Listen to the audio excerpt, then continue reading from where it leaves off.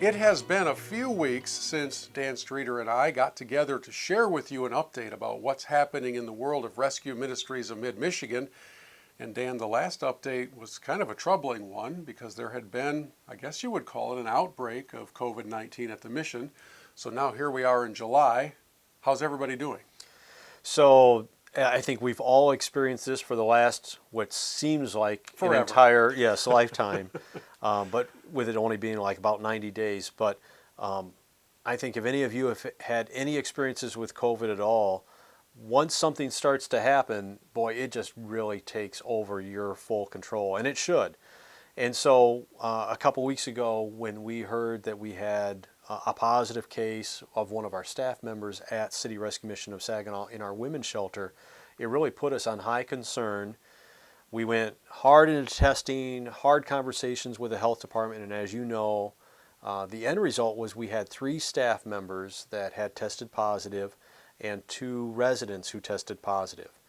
And so he immediately put us into a high panic. We gave you the video to give you an update, and we needed to quarantine and isolate at City Rescue Mission. And so we did that successfully, and boy, you think about what life is like. I don't know if any of you have experienced isolation or quarantine, but basically our guest had to be quarantined in their room, the room that they have, just by themselves.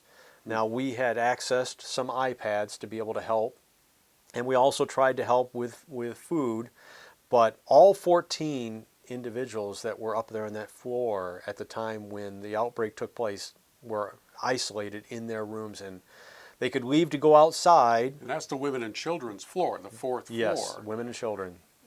Normally, the mission has a lot of young people in it. During that time, what was it like? We only had, and it's really very unique, we only had one child, a 1-year-old child. That's really rare. At that time, extremely rare.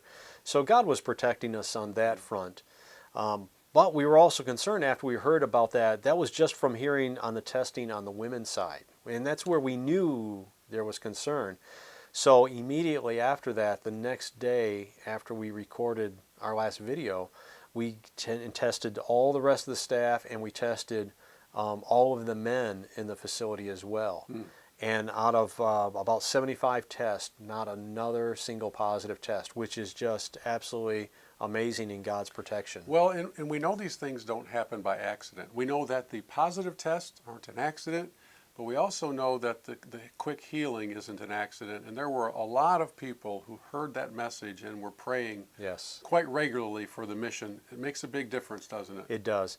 And it's a testimony not only of the hard work that the staff is doing on a consistent daily basis in social distancing and cleaning and all of the precautions that we're putting into place, but it is also obviously God's protection that's happening. So the great news is that now the 3 staff members who all tested positive, this past Monday, they finally all made it back to work. Okay. One had a short hospitalization because her case was so severe, and definitely it was a lot of concern and cause for concern. But she made it back home after a few days of hospitalization, and now she is back to work. So the team is back in place, and we have a clean bill of health right now, and we're continuing to progress and do well. And so while we have recovery from a health standpoint, we also know that you're working towards the opening of the Samaritan Youth Shelter in Bay City. We know that it's almost time for groundbreaking of the Impact Designs warehouse. So while all the COVID drama was unfolding, ministry continues. Yes. And I also want to make reference of one thing. So we've made a lot of decisions to help protect everyone that's involved there in the ministry, because the worst thing that could happen is to have a huge outbreak. And I know where this affects some of you as donors. A lot of you have material goods that you want to donate. You have maybe used clothing that you've 90 days ago you went through because for a while. And the problem is that we still need to really keep the interactions down because we still aren't out of the woods yet. And whereas I know how badly you want to get that out of your garage or out of your trunk. The reality is there's thousands of people who want to do what you're doing, but we've got to minimize still our exposure. And so we're still waiting until we get to phase 5 of the governor's plan before we start to accept all those used items again. And I hope you'll have some patience with us as we continue to do a little bit of due diligence, a little bit longer, and then we can get back to normal. Well, as we all know, everybody, no matter where your fear level may be, right, or your frustration level might be, you would rather be back to normal life. There's Yes. nobody who's not in that category. Yeah.